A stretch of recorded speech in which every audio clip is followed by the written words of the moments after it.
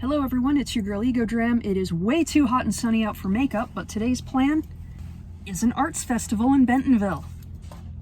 Where are we? We're at Backroom Social Club. In Bentonville, Arkansas? Yeah, we are. Heck yeah. And award-winning black apple hard cider. I love the blackberry, by the way. Oh, it's the best. It's the best. Brand new pineapple? It hasn't come out in stores. It'll be out on Thursday, I think, next Thursday. Fantastic. I look forward to trying it. It will be award-winning balloon sculptus, Arachnabelle. Arachnabelle. What can I say? You guys are getting me early. You're first on the I hate walking on stuff people paint. Hi, I'm Leah Musson, also known as Arty Time Leah. Time Leah. I do sustainable art and fashion. I take trash and I turn it into treasures. So where do you source your fabrics and materials from? I source them mostly from Goodwill bins, so like the last of the last of, you know, a fabric's life before they go into a landfill. I try to pull from those first before going to the Goodwill stores. And yeah, I do a patchwork type of design, so I take bed sheets, tablecloth, you know, old t-shirts, and I patch them all together and then make different garments out of them. Like, I'm assuming this lovely piece here? Yeah, this one. I also do a lot of Mod Podge, like photo transfer patches. So these are machine washable. They came from like old science books and stuff, and I painted over them and that kind of deal. Nice. And your cute little mushroom earrings here. Yeah, these are champagne corks that I hand paint and then make into keychains and different earrings and stuff. So yeah, they're very cute. I love them. They're kind of the best thing I like to do. I'm digging the color. I'm digging the color scheme on this one. Thank you. Very, very much. Yeah, I tried to go for like a pond type of feel, you know, because I've got some koi fish all up on there. So I did kind of a pond over here and kind of the sea over here type of deal. Awesomeness. So sustainability and creativity. I like very much. Now we're talking. I'm Ashley Harris, and I do mostly murals. Murals, okay. Have I seen anything of yours in town? Maybe in Fayetteville. Okay. Yeah, there's one at the construction site called Rock Slide. That Rock just Slide. got put up, yeah. But I also do a few of these like concentration smaller pieces, and it's all acrylics. I am a big fan of acrylics. I hate oil paint because I'm not exactly a very patient person. This is actually like to represent like a family portrait. So this is like my sister-in-law, her husband, and her 2 kids. So I think it's just a cute way to do a different kind of family portrait. I think That's a neat interpretation, I think. Yeah, rock cairns remind me of humans because they stack kind of like humans. So yeah. Neat. Tell me about yourself. What do you do? Hi, my name's Rumwolf. I am a multidisciplinary visual and performance artist. I do projection installations. I do video installations. I also do music. I'm a musician. Oh, no. I'm a writer. I'm a filmmaker. I like to try to do it all. So you're all over the place. I'm all over the place. I do all kinds of stuff. So this is my studio. In here you got lots of things going on. This is some projection mapping here on one of my sculptures called the Great Glass Elevator. I think I've seen something like that at one of the Black Apple Awards ceremonies. Was that you? Yes, that was me. Yeah, Okay. I did in 2022. I produced the Black Apple Award, so I also produced and direct shows. And so that year, I had this piece up, and I had a couple of other pieces up. So this thing at Black Apple Awards, this actually is modular, so it has 2 more wings on it that I don't have up right now, but it can be kind of configured in different pieces. Last year, I was at the Momentary, and I did a piece called The Big Free Picture, which is what this poster is over here. I was the first local artist to be given a residency at the Momentary. Wow. And so what I did with the Big Free Picture, it was all about the deconstruction of this family photo. So this is a photo, here's the original one. It's actually a photo of me and my brothers that was taken here in Bentonville in 1990. Actually outside there's a pamphlet that has a short story inside of it, and it tells the whole story about Sissy, the mother of these 3 children, and how she wins a contest at a grocery store for a free family portrait, and this was the results of that free family portrait. So what I did at the Momentary for that is I kind of actually took this concept of of the Great Glass Elevator, and I exploded it to 14 feet high. Okay. But at the momentary, so when I did the big free picture, we recreated this through cyanotype printing. Are you familiar with that I've process? heard of it. So this is actually a cyanotype print here.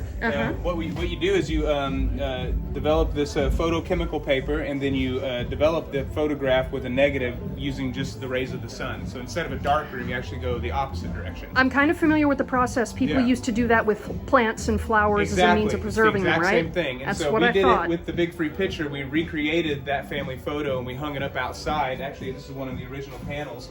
So we hung it up outside. We created 42 individual panels. This one is part of the boy's shirt here. And so the reason it's deconstructed now is because as part of the performance process, I left these panels open so the weather would deteriorate it over several months. So that was intentional. That was intentional, yeah. And so we actually printed it twice. We did it, and we printed it live in front of the audience. It took about 5 to 6 weeks because the first time we did not encase it in plexiglass, and the weather destroyed it. Like it tore it apart. So a little ahead of schedule. Yeah, exactly. And actually, this is one of the original pieces from the first print. You can see the weather really tore it to shreds. So now I kept all the original pieces, and I'm doing heat prints on them now. I've got some for sale out there actually as well. And then some of my other work that I've been doing here, I do painting, I do sculpture. I'm actually having a buyer burn auction this Thursday right here at the studio at 7 o'clock. And so everything that doesn't get sold gets burned. So we're hoping to sell Okay, so yeah. this must be a recent trendy thing that people are doing because, oh shoot, was it Kat so-and-so did one Kat recently. Wilson, she's also an artist here at the studio. I feel bad for forgetting her name. Very good friend of mine. Because I've met her and So Buyer Burn is actually a trademarked auction. It's ran by the artist Ben Edwards, who is I believe he's an instructor and artist at the University of Arkansas. So we've done, mine will be the third. Ben did one of his own work, and then we did one for Kat, and then this will be the third Buyer Burn auction. And so we're kind of trying to get it up and going, hope to continue it as a series with other artists.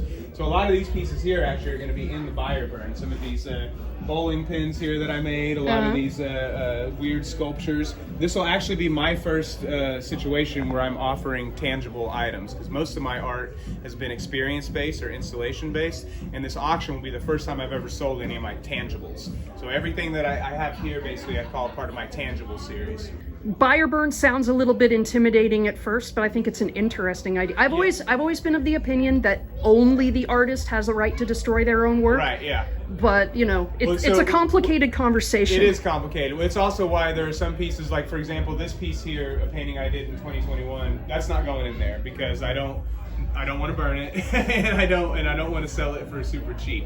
But kind of what you do is, I'll put some heavy duty pieces in there that I made, some serious pieces. But then I make also a lot of I made a lot of these little small pieces over here, essentially just for the idea that we can sell art that's affordable, so that you don't have to sell. If I sold this painting, I'd want to get a nice price for it. But I'm okay selling these for a lower price, and then I do mini paintings about that size myself too. Yeah. So. Well, they're nice because you can churn them out. I did all of these over the winter break. So after my exhibition and residency at Momentary, I had a few months off, and I just basically went into the studio and just churned out a bunch of little pieces just for fun, essentially. Nice. Projection seems to play a strong role in the rest of your art aside from the other projection itself. It does. Projection mapping is kind of where I started. So I began as a filmmaker in the 2000s.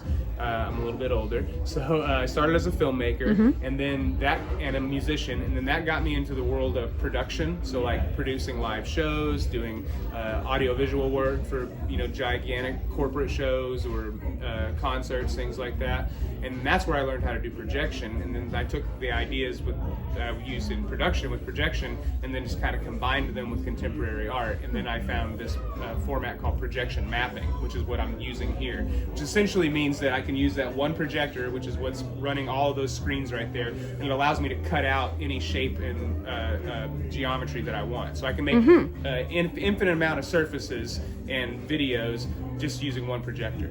So you have a lot of experience with video editing, but speaking of which, I hope you will forgive me if the editing of this video is going to be wonky as No. I mean, I do have a lot of experience with it. I actually had to, in the last few years, I've had to kind of train myself to take a step back from the professional style of editing because that's not really the style that goes out over social media now. Right. So I do all my own editing now on my phone. Like I barely even touch an edit suite anymore. For the most part. Yeah, for the most part. Same. Yeah. Well, hey man, thank you for taking the time to show us some of your work and some of the coolest stuff that Bentonville, Arkansas has to offer. Absolutely. Check me out on Instagram. It's at Rumwolf. At Rumwolf, like the drink and wolf. You got it. All right, thank you. Now, the nice young lady responsible for the paintings you're about to see here was feeling a little bit camera shy, and that's okay, but I still wanted to highlight her work because it's some of the most interesting that I've seen. While her work is awesome, it's also not TOS friendly. Mystic Woodland Creations. What have you got for us?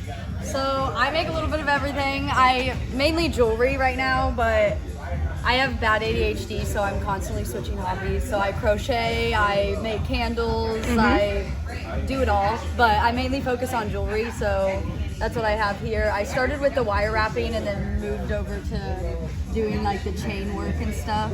Oh, so you really do have your hands in everything. Yes, well, I make the clay as well, I do all that. Really just depending on what I'm feeling doing at the moment. That is a very ADHD way to approach things. Yeah, I'm Nice. excited for Halloween coming up because I plan to make like the one you're wearing right now. Yeah. Like some gothic type ones I have in mind, and I'm excited. Halloween, exciting, really? That's my favorite holiday, so like those are the ones I'm like excited for Halloween to come because I'm gonna have a whole bunch of like Halloween themed ones like this. I'm excited for that. Oh, that's a neat one. All right, well, awesome. I've got like a handful of business cards here. Thank you so very much. Thank you too. Okay, Art and Flea Market at, what was it? I forget the name of this place already. Fun times, cool people. I even got me a silver swan. Good times.